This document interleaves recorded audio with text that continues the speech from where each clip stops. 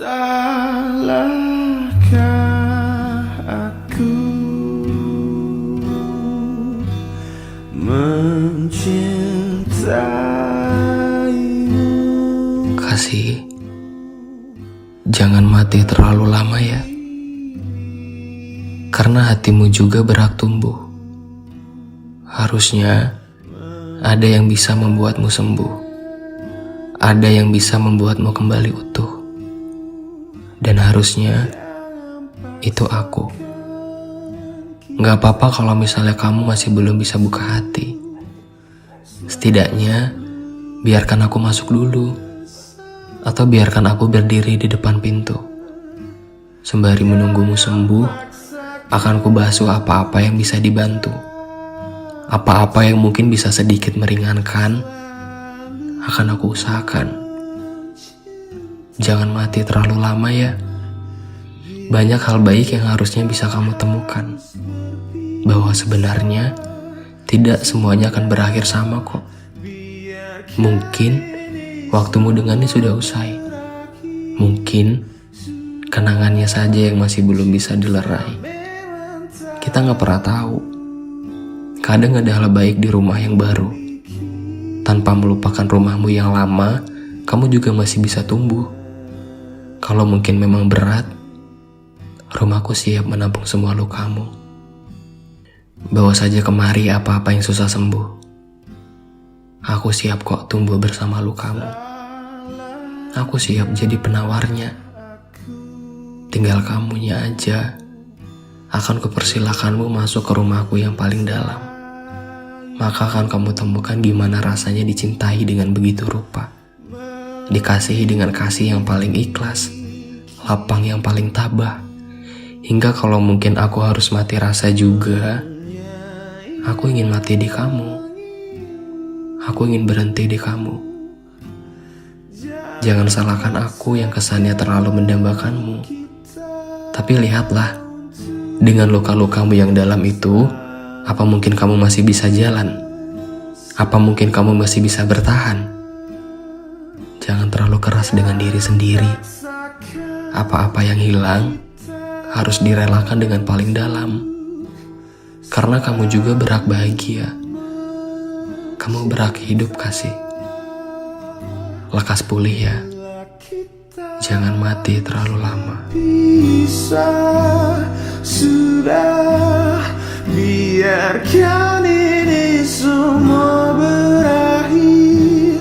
Sudah, cinta memang tak harus miliki dia. Sudah, biarkan ini semua berakhir. Sudah, cinta memang tak harus miliki dia.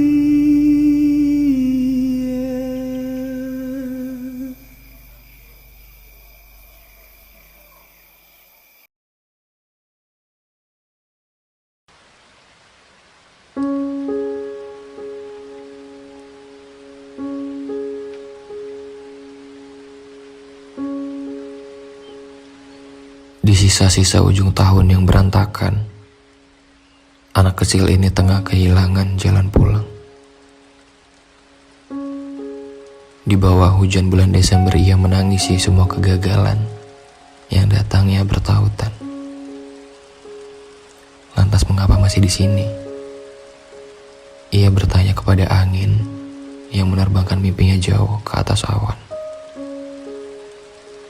Memandangi betapa tingginya ia harus terbang, yang padahal sayapnya sedang dipatahkan keluarganya sendiri, orang terdekatnya, hingga rumahnya sendiri pun sudah tidak pantas disebut rumah. Karena isinya hanya kekacauan yang melulu datang, meninggalkan seorang anak kecil yang kehilangan pundaknya. Anak kecil tadi dipaksa untuk berlarian ke kota, di mana semua mimpi berserakan di sana. Entah mana saja mimpi yang layak menjadi nyata, Atau mimpi yang memang seharusnya dibiarkan saja berserakan di tengah jalan. Menanti kendaraan lewat, lalu melenyapkannya dengan seksama di depan mata. Anak kecil tadi hanya terdiam, melihat mimpinya yang digerus keadaan. Air matanya tumpah, seolah pertanda akan datang kata menyerah. Diam-diam memunguti sisa-sisa kepingan yang mungkin masih ada yang bisa diselamatkan. Barangkali satu, maka akan ia jaganya sedemikian rupa. Dibingkainya bersama harapan-harapan keluarga, lalu memandanginya dari atas dipan-dipan yang sering dijadikan tempat menangis paling aman. Anak kecil tadi menamai kamarnya sebagai ruang kecewa, tempat kembalinya tubuh mungil yang seharian dibantai keadaan, tempat meluapkan amarah, kesedihan, dan semua emosi menjadi satu yang tumpah dalam semalaman. Anak kecil itu sedang kehilangan jalan pulang. Ia bingung harus kemana. Karena untuk kembali ke rumah adalah sebuah keputusan bodoh yang mungkin akan dicibirkan oleh tetangganya. Namun sisa napasnya sudah terlalu sesak di kota rantau tempat ia tinggal sekarang. Anak kecil itu sendirian, luntang-lantung bagaikan seekor anak ayam yang kehilangan induknya. Dan ternyata bukan saja hanya anak ayam itu yang kehilangan induknya, tapi juga anak manusia ini sekarang sedang kehilangan ibunya. Ibunya jauh sekali. Tidak ada lagi tempat untuk ia menangis sambil diusap-usap kepalanya. Tidak ada lagi tempat paling aman untuk sekedar mengeluhkan keadaan. Bu, aku sakit. Sekarang ini, anak kecil tadi dipaksa pura-pura jadi manusia paling bahagia di depan semua orang.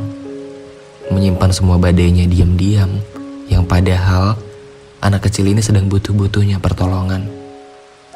Barangkali akan ada manusia baik yang datang untuk sekedar memberinya harapan. Harapan untuk hidup satu hari lagi, di tengah hidup yang selalu ingin ia akhiri. Sebab itu ia masih bertahan, demi harus adanya kehidupan setelah ini. Ia tidak ingin anaknya kelak merasakan apa yang ia rasakan. Dari hal paling malang itu, ia masih percaya bahwa akan ada kehidupan menarik di depannya kalau ia memilih untuk tetap hidup lebih lama. Karena percaya atau tidak, seorang anak kecil yang dipatahkan keluarganya sendiri adalah seorang perencana yang handal untuk kehidupan keluarganya di kemudian hari. Ia akan sangat pandai mengajarkan bagaimana caranya menjadi orang baik, orang yang kuat, orang yang tegar berjuang, hingga pandai menerima keadaan dan berdamai dengan kenyataan. Akan dibantu anaknya menyusun mimpi agar tidak seperti mimpinya yang luruh. Akan dibantu anaknya menjalani kehidupan agar tidak seperti hidupnya yang buruk, kelam dengan kegelapan, dan melesat dalam diam hingga menjadikan hidupnya hitam. Hanya percaya yang ia andalkan sampai saat ini, bahwa dari hitamnya kehidupan akan lahir kehidupan baru yang lebih terang. Mari kita semogakan saja hal-hal baik yang selalu menjadi doa anak-anak kecil ini, karena kita tidak pernah tahu doa mana saja yang sedang butuh-butuhnya jawaban.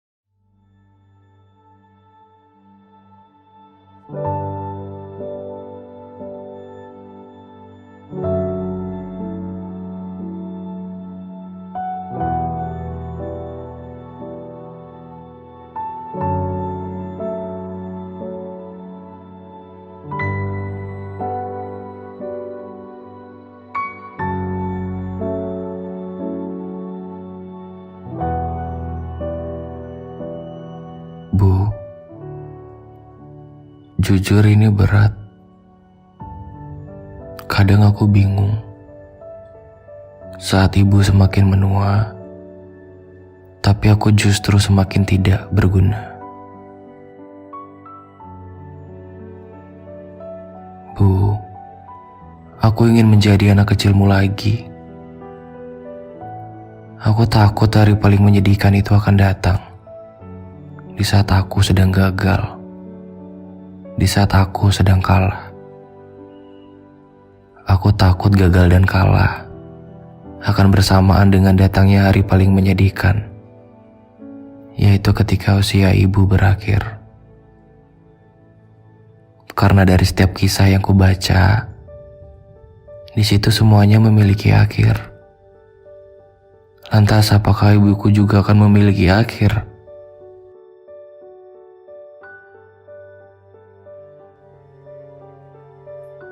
Aku terdiam. Air mataku mengalir begitu saja. Bisa nggak? Untuk yang satu ini jangan ada akhir.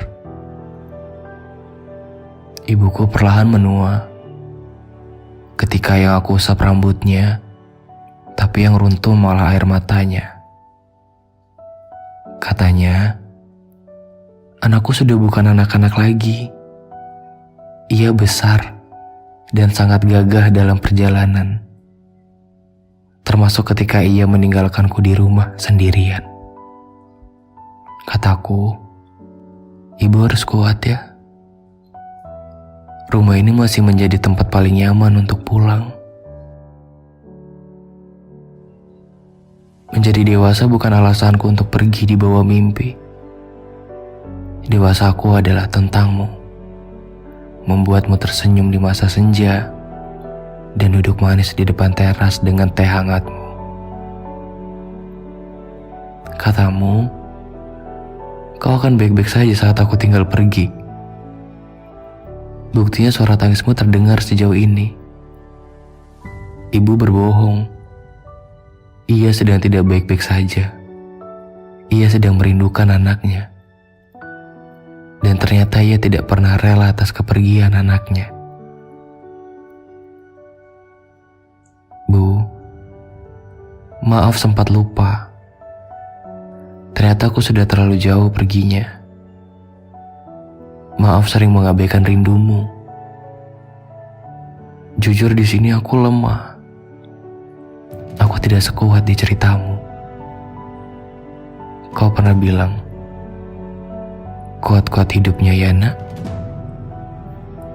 Asal kau tahu ibu, itu adalah kalimat obat paling indah yang pernah aku dengar dari ibu. Sesederhana itu.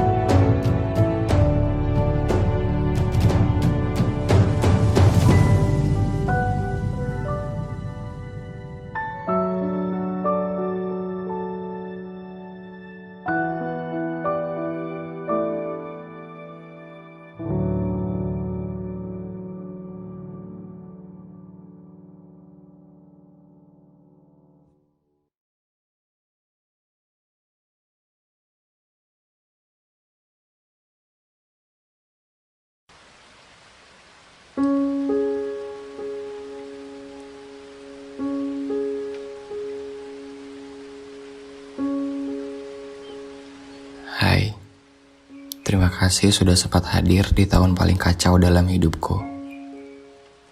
Maaf aku tidak sempat memberikanmu pengalaman berlayar yang paling baik, karena kapalku sendiri hampir tenggelam.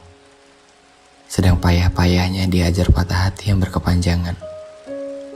Terima kasih sempat buat aku percaya bahwa manusia di bumi masih ada yang baik. Terus menjadi baik ya, untuk dirimu, masa depanmu, untuk 2023 yang sudah kamu susun mimpimu di sana. Selamat berkelana anak baik. Doaku akan tetap sama. Semoga harimu selalu bahagia dan mimpimu lekas menjadi nyata. Terima kasih sudah bersedia kujadikan rumah untuk duniaku yang tidak ramah. Sekarang ini aku akan lebih bisa menerima ketidakramahan tersebut. Akan kubiasakan diri untuk mewajarkan semua orang yang tidak baik. Karena untuk mengubah seseorang, itu di luar kapasitas kita sebagai manusia. Maka akan kubiarkan saja bagaimana maunya manusia. Bisaku hanya pasrah, melapangkan dada untuk hal-hal yang kubiasakan, bukan lagi kupertanyakan. Seperti tentang, kenapa ya, kok orang lain bisa jahat ke aku? Aku sekarang tidak peduli dengan manusia. Mereka akan tetap hidup, dan aku pun harus tetap hidup. Sama-sama baik-baik di bumi ya. Jangan jahat-jahat jadi manusia. Terima kasih untuk kamu yang pernah menjadi bunga yang rekah di tahun yang patah. Sekarang biarkan bungamu semakin tumbuh ya. Jangan dibiarkan gugur lagi. Karena kamu sangat baik untuk disakiti oleh manusia lain. Kuharap kamu bisa jaga diri baik-baik ya. Karena sudah bukan aku lagi sekarang yang menjagamu. Kamu harus tetap berlari walau kisah kita sudah dilerai. Karena dari hal yang usai sekalipun, harus ada hidup yang tetap dilanjutkan. Kalau mungkin nanti di tahun yang akan datang kamu mau mencariku lagi, temui aku di tempat yang sama di mana tahun kita pernah bertemu. Aku cuma mau lihat kamu sudah benar-benar bahagia. Barangkali di tempat itu, kamu sudah bersama dengan seseorang yang tepat. Aku cuma mau pastikan kamu sudah benar-benar bahagia, meski tanpa aku lagi. Sampai jumpa di tahun yang lebih baik lagi ya. Semoga kamu masih ingat namaku siapa. Karena sampai kapanpun, namamu masih kutunggu kabar baiknya. 2022 usai. Selamat berkelana kasih. Jabat erat dari aku.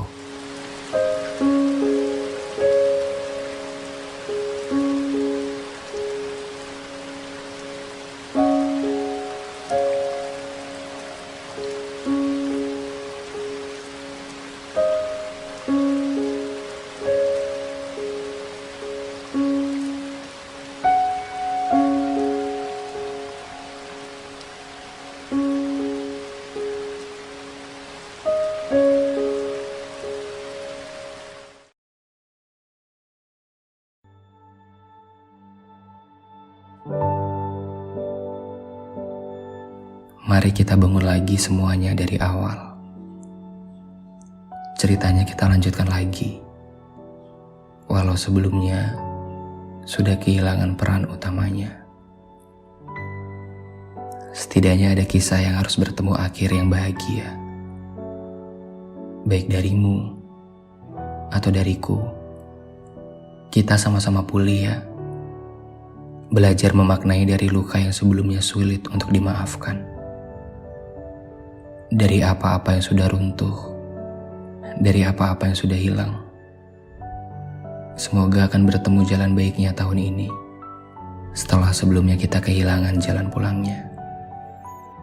Setiap permulaan memang tidak bisa langsung membaik. Tapi bukankah kita masih bisa usahakan semuanya? Bukankah sebelumnya kita juga sudah mahir dengan luka? Lalu apalagi yang kamu takutkan? Harusnya kamu yang sudah pandai kehilangan itu tidak takut lagi dengan kesepian. Kesepian hanya tentang diri sendiri yang belum menemukan teman cerita. Dan kehilangan hanya tentang bahagia yang memang belum waktunya saja. Bisa nanti, esok, atau bahkan lusa. Kita memang sedang disuruh untuk menerka-nerka. Karena Tuhan senang menyembunyikan makna bahagia. Agar kemudian kita belajar menemukan maknanya sendiri. Kita memang tidak pernah peka dengan maksud Tuhan. Terlebih saat sedang kecewa. Rasanya Tuhan tidak pernah adil. Rasanya Tuhan tidak pernah melihat kita. Yang padahal, sadar atau tidak, Tuhan memberimu luka karena Ia rindu dengan sujudmu. Ia rindu kau kembali padanya dan mengeluh sejadi-jadinya. Mungkin tahun kemarin banyak bercandanya. Mungkin tahun kemarin terlalu banyak lupanya. Sampai akhirnya Tuhan kasih kita kecewa hanya karena meminta kita kembali padanya. Tuhan baik ya, tidak memberikan apa yang kita minta sedemikian cepatnya. Tuhan membiarkan kita tertawa dengan dunia, lalu memeluk kita saat dunia mengecewakan kita. Tuhan baik, kita yang jarang peka. Kita selalu membiarkan diri tertampar dengan realita dulu sebelum bahagia. Yang padahal sudah jelas-jelas Tuhan bilang jangan terlalu mencintai dunia. Dunia hanya temporary, indahnya sementara, bahagianya sementara. Buktinya, tawamu saat bercanda dengan dunia sekarang selesai juga kan? Mari kita peluk Tuhan kita masing-masing. Sudah lama ini kita lupa, kita masih punya Dia. Kita masih miliknya. Yang sewaktu-waktu bahagia bisa tiba, bahagia juga bisa reda. Mulai hari ini, kita berubah ya. Dicoba pelan-pelan untuk kembali berdialog dengan Tuhan. Siapa tahu, Tuhan sedang rindu dengan cerita kita.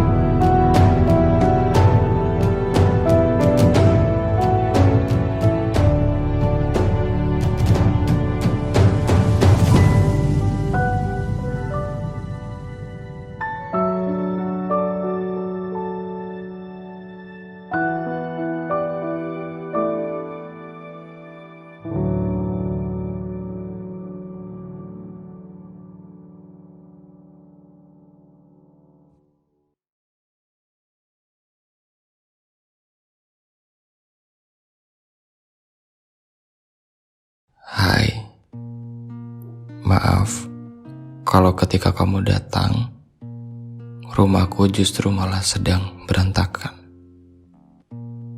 Rumahku sedang kehilangan fungsinya.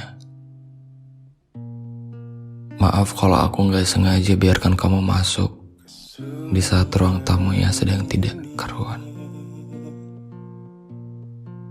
Jujur bukan hanya kamu yang merasakan kesepian yang melulu datang. Karena aku pun juga sedang kehilangan penghuninya. Sudah lama ini usang diombang-ambing keadaan yang gak pernah sama sekali berpihak ke aku. Kalau kamu pikir hanya kamu yang kehilangan arah, lantas harus kamu sebut apa aku yang kehilangan rumahku sendiri. Di tengah jalan buntu aku bingung mau pulang kemana. Rasanya singgah-singgah hanya akan membuat luka yang berkepanjangan. Lalu apa yang kamu cari dari aku? Apalagi yang bisa diambil dari sosok rumpang yang kecewanya abadi dalam kehilangan? Karena sebaik apapun seseorang yang aku temui, pemenangnya masih luka yang lama. Dulu ia mahir membuat aku terbang terlalu tinggi. Lalu di ketinggian, sayapku dipatahkan sebelah kanan. Hingga membuat aku jatuh, terkapar dan tidak karuan. Sebab itu aku jatuh di tengah jalan. Merayu bagaikan anak kecil yang kehilangan pundaknya. Meminta tolong pada orang-orang sekitar yang mereka juga tidak peduli dengan makna hidup yang aku punya. Sisa hidup sendirian, penuh luka, hingga patah yang tidak pernah tumbuh. Mereka bilang, katanya aku akan baik-baik saja. Lantas bagaimana caranya untuk tetap hidup di tengah manusia yang kehilangan jiwanya? Aku seperti rumah kosong tanpa penghuni, yang selalu dicaci sana-sini hanya karena aku tidak punya siapa-siapa. Aku nyerah dengan rasa yang diberi manusia. Aku nyerah dengan janji. Aku capek rasanya percaya sama manusia. Manusia selalu kasih kita rasa, tapi di satu sisi, mereka selalu biarkan aku ngerasain kesepian. Jadi manusia maunya apa? Jangan pernah mengetuk pintu rumah seseorang kalau ternyata kamu tidak ingin dijadikan tamu. Bagaimana kalau rumah yang kamu ketuk itu ternyata ia sedang kehilangan fungsinya? Fungsi rumah yang harusnya menenangkan, jadi tempat pulang, jadi tempat paling aman. Nyatanya rumahku hanya sekedar bangunan kosong penuh debu yang mungkin akan sangat repot untuk dikembalikan fungsinya. Jadi jangan sama aku. Jangan sama aku ya. Aku tidak baik. Bahagiaku hilang di bawah penghuni yang lama. Begitu juga peduliku. Lantas gimana caranya aku bisa menerima orang yang baru lagi di saat orang lama masih jadi pemenangnya? Dan mungkin sampai hari ini pun hanya penghuni lama yang sedang aku tunggu kepulangannya. Mungkin ia sedang menjelajahi dunia dan seisinya tanpa aku. Tapi dengan sadar dan bodohnya aku masih percaya bahwa akan ada hari di mana ia akan pulang. Dan rumahku akan hidup kembali seperti sedia kala. Semoga. Ku memanggilmu dalam hati.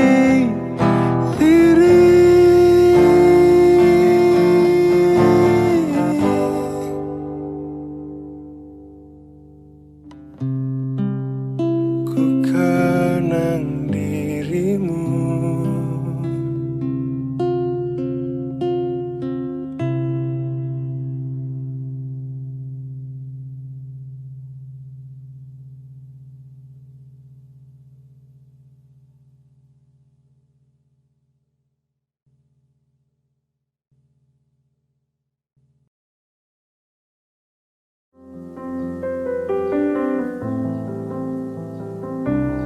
Kasih, maaf aku sudah lancang jatuh cinta. Berani-beraninya menaruh rasa kepada yang bukan seharusnya bersama. Sejak pertama kali ku peluk tubuhmu, itu sebenarnya aku sadar bahwa kedepannya kamu tidak akan bisa aku miliki. Aku yang meyakinkanmu untuk tetap menetap di saat aku sendiri tidak yakin kita akan selamanya. Dulu rumahku asing, kosong, dan sepi tanpa penghuni. Setelah aku sadar di bumi ada kamu, perlahan aku menaruh percaya bahwa ternyata bahagia itu nyata. Bahwa ternyata bahagia hanya dengan sekedar ungkapan selamat pagi setiap kali aku memulai hari, hingga ungkapan selamat tidur setiap kali hariku selesai. Kasih, kisah kita berjalan dengan sempurna, di mana aku bisa merasakan betul makna cinta hanya dengan tatapan mata. Begitu pula denganmu, yang perlahan mulai percaya bahwa untuk hidup, kamu masih punya aku buat masalahmu, buat hari-hari beratmu, hingga untuk jatuh bangunnya kamu dalam sebuah perjalanan beranjak dewasa, di mana aku menjadi pundakmu dan kamu menjadi telinga terbaikku. Kisah kita terlalu sempurna untuk diakhiri begitu saja. Lalu itu kamu pergi. Katamu, kita hanya dua manusia dalam dunia temporary. Indah yang kamu suguhkan ternyata tidak bisa aku sebut selamanya. Katamu, tiap-tiap manusia akan hilang dan kembali pada alur hidupnya masing-masing. Di saat aku sedang begitu percaya bahwa kita tidak akan pernah menjadi asing. Lalu sekarang kamu sudah pergi, entah sedang bahagia atau sedang patah-patahnya seperti aku.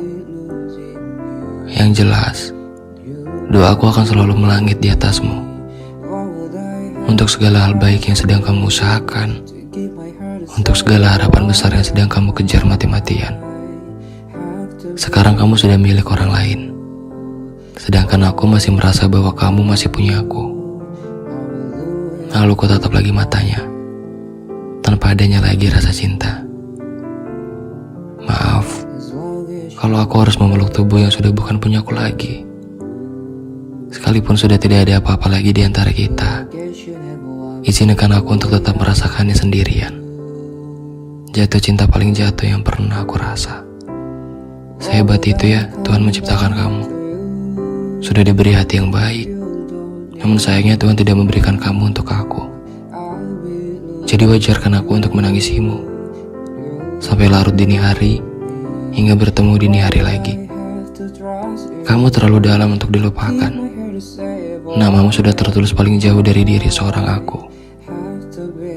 Maaf kalau aku sulit melupakanmu.